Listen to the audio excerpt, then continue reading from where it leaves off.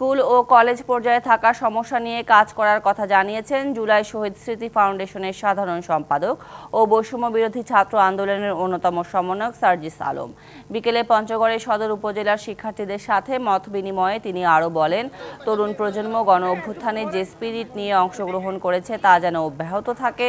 সামনে কোনো সংকট তৈরি হলে তারা যেন আবারও ঐক্যবদ্ধভাবে রাজপথে নামতে পারে। অভ্যুত্থান পরবর্তী সময়ে নতুন বাংলাদেশ গড়তে সিস্টেমগুলো সংস্কার জরুরি, সেই জায়গা থেকে কাজ করা হচ্ছে। আগামীর বাংলাদেশ কেমন হবে তা জনগণই নির্ধারণ করবে বলে মন্তব্য করেন সার্জিস আলম। আপনারা ওই নাগরিক যারা নির্ধারণ করবেন যে আগামীর বাংলাদেশে আপনাদের এমপি কে হবে, মন্ত্রী কে হবে, প্রধানমন্ত্রী কে হবে। আপনাদের কিন্তু বিশাল বড় ক্ষমতা। এতদিন আমরা এই ক্ষমতা বুঝি নাই, কারণ ভোটই তো দিতে পারি না।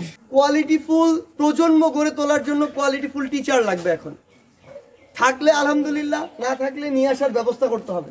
নগদের সর্বোচ্চ বার 167 টাকা রিচার্জে পাবেন 1 লাখ টাকা পুরস্কার। আরও আছে প্রতি সপ্তাহে পুরস্কার ও ক্যাশব্যাক।